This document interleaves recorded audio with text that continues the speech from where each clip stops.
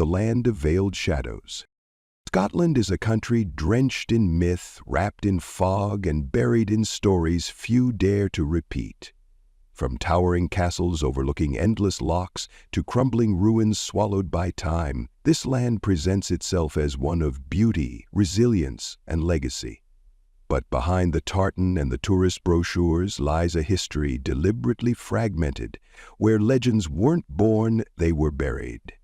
Tonight, we rip open the surface and plunge deep into what Scotland hides. These are the secrets too dark for the history books, too dangerous for public memory, and too close for comfort. Welcome to Gila Insights, where shadows speak the truth. Part 1. The Unseen City Beneath Edinburgh. Beneath the cobbled streets of Edinburgh's Royal Mile lies a forgotten world, a vast undercity of plague rooms, bricked-up alleys, and abandoned chambers. In the 1600s, as the Black Death swept across Scotland, entire families were sealed alive in their homes to stop the spread. The city authorities at the time made a decision that would be erased from official history: sacrifice the few to save the many. These plague victims died in darkness, their screams unheard under layers of stone. The most infamous site is Mary King's Close, now a ghost tour hotspot. But deeper, unlisted vaults exist. Unofficial reports from the 1970s describe military crates marked with biohazard symbols being removed under police escort. And though dismissed as folklore, urban explorers in the early 2000s detected abnormal radiation levels in those vaults. Why does the city deny their existence? Because the truth still radiates danger. Edinburgh's darkest depths are not just historical. They are contaminated, both in flesh and in guilt. Part 2. The Mysteries of Roslin Chapel. Roslin Chapel, near Edinburgh, is world-famous for its carvings, crypts, and associations with the Knights Templar. But beneath the romantic legends lies something even more disturbing. Declassified government documents from the 1950s suggest there are voids under the chapel, too symmetrical to be natural. These chambers, possibly ancient souterrains, are believed to predate Christianity and may have been places of sacrifice or dark worship. The carvings inside the chapel, depicting plants native only to the Americas long before Columbus, suggest a deeper, hidden knowledge. In 1893, the grandson of a St. Clair noble vanished at sea after returning from Nova Scotia with wooden crates. Months later, villagers claimed a sickness swept through the area, one that burned the skin and boiled the blood. Coincidence? Or did he return with something cursed? Authorities deny any sealed crypts beneath Roslin exist, but recent LiDAR scans leaked by a rogue technician suggest there is indeed a subterranean staircase, ending abruptly in smooth, featureless stone. Why seal a passage with no destination? Unless what lies beyond should never be reached. Part 3. The Cannibal Clan of Sawney Bean. To some, it's just a gruesome folktale.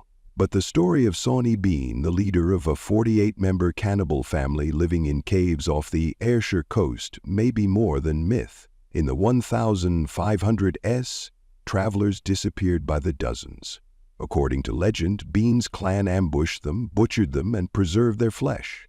When finally captured, they were executed without trial. Historians long dismissed the tale until 2004, when workers near Benin Head unearthed a cave filled with human bones. Carbon dating placed them around the same period as the Bean story.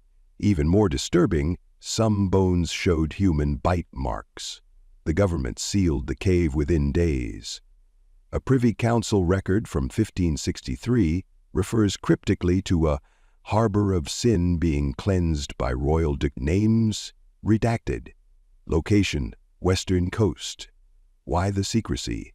Some believe the Bean family were real, perhaps a rogue clan fallen from nobility, and their cannibalism a product of starvation turned ritual. Their existence was a stain too great to record, so the history books laughed them off as fiction, because sometimes it's safer to pretend monsters never existed than admit they once wore human faces. Part 4. Gruinard Island, Scotland's deadliest patch of earth. During World War II, Britain chose a remote Scottish island for a horrifying experiment. Gruinard Island off the west coast was bombed with anthrax spores to test biological warfare. The contamination was so severe that the island remained off-limits for 48 years. In 1986, the government declared it decontaminated using tons of formaldehyde and seawater, but evidence says otherwise. In 2019, researchers found that spores of Bacillus anthracis, the deadly anthrax bacterium, still lingered in bird droppings on nearby beaches. Those scientists, 2 of them died in a fire the following year. The government called it accidental, but locals speak of seals with lesions, strange animal deaths, and the sudden arrival of unmarked military boats after stormy nights.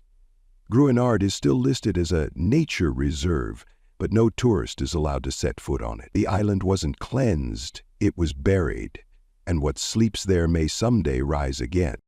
Part 5. The Black Book of Rum. The Isle of Rum hides something that even Scotland's church has tried to destroy. In a locked chamber in Kinloch Castle lies an ancient manuscript, Lebhar dút nan Gaetail, or the Black Book of the Gael. Written in the 1600s by a disgraced Jesuit priest, the book describes dark rituals combining Christian prayers with pagan sea god invocations.